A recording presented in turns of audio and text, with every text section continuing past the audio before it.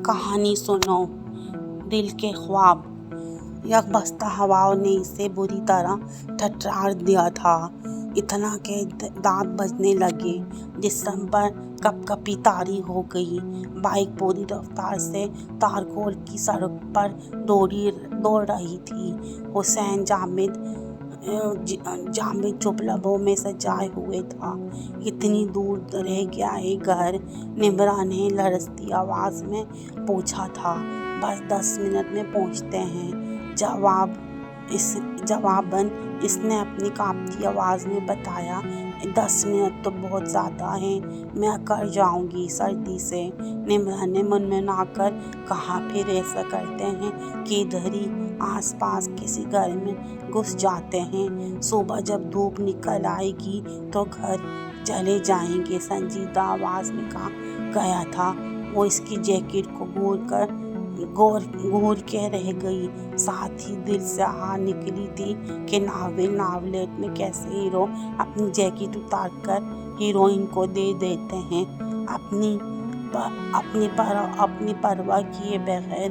और एक ये शख्स है कि जिसे मैं ठठरती नजर ही नहीं आ रही।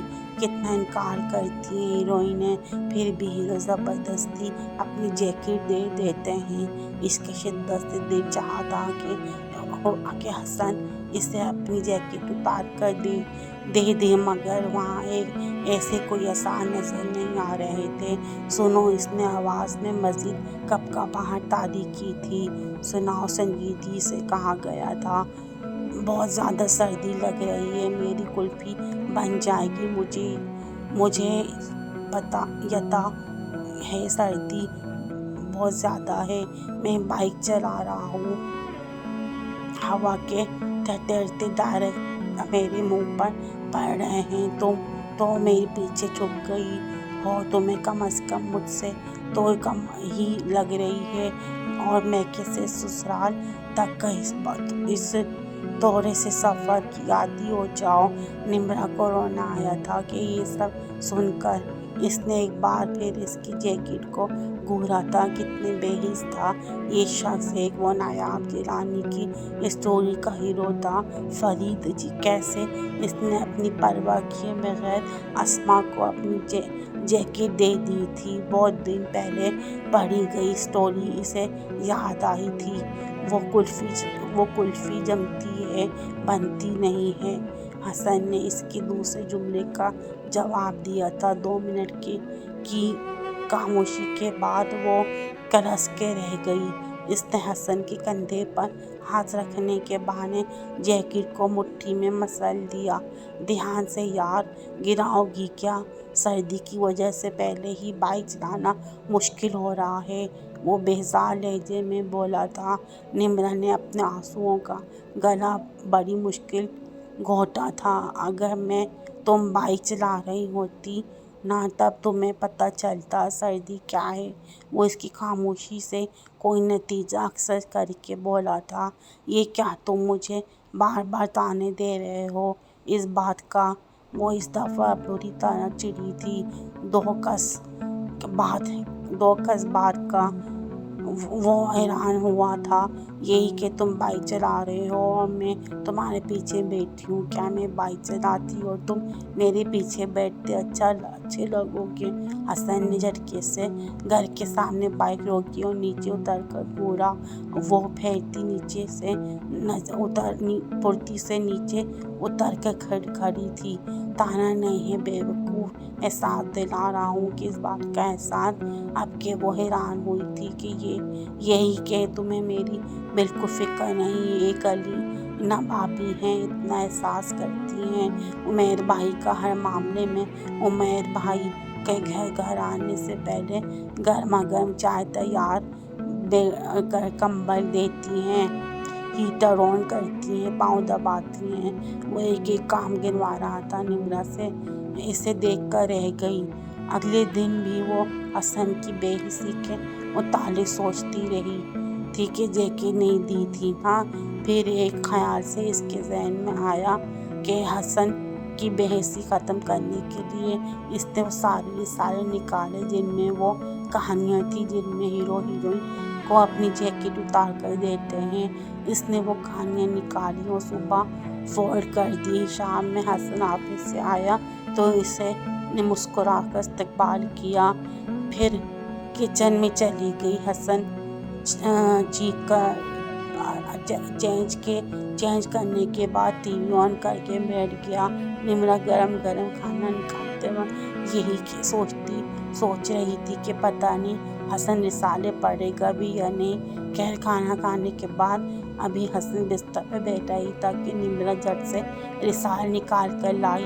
अब तुम ये पढ़ोगी यार, टाइम होता है हर काम करने का। वो झुंझलाया था। निम्रा मुस्कुराया, अरे नहीं हसन, मैं ये नहीं पढ़ रही, मैं तो चाय बनाने जा रही हूँ। तुम पढ़ो। ये कसम से बहुत अच्छी कहानियाँ होती हैं। इनमें मुझे सास बहू और नंद भावजों की लड़ाइयाँ पढ़ने का कोई शौक नहीं है।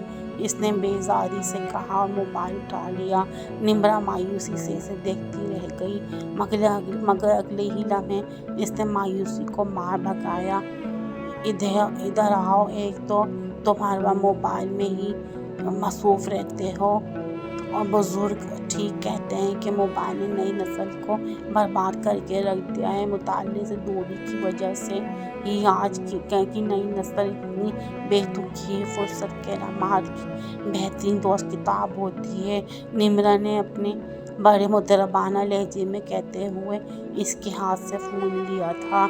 हसन इसे भूल रहा था। मेरी बर्बादी के कौन से किस्से सुन लिए हैं तुमने, और कौन सा बेतुकापन देखा है तुमने। मेरी 8 माह हमारी शादी को हुए हैं और तुम सब कुछ जान गई मेरे मुताल्लिक़। मेरी बात का ये मतलब थोड़ी था। हाँ, वो दिल में कहा उठी।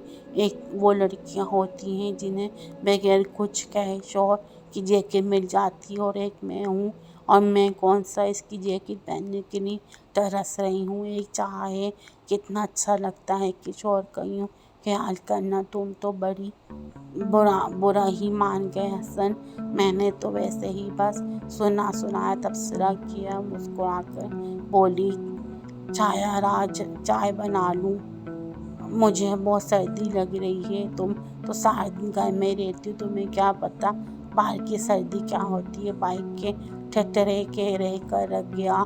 वो अपने ही दुखड़े रो रहा था।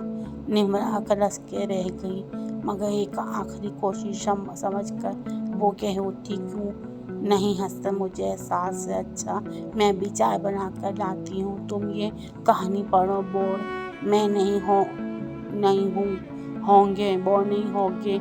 इसने एक रिसाला खोल के इसके हाथ में पकड़ा दिया और बाकी 3 मेज़ पर रख दिए। हसन ने बादल ख्वास्ता रिसाला पकड़ा और यूं ही नज़र दौड़ाने लगा। निम्रा इसके मोबाइल कब्जे में लिए किचन में आ गई। अजीब सी खुशी हो रही थी इसे। जो कहानी वो इसे देकर आई थी वो पढ़ने के लिए इसके दूसरे सफ़े पर ही हीरोइन को अपना जैकेट उतार कर देता है।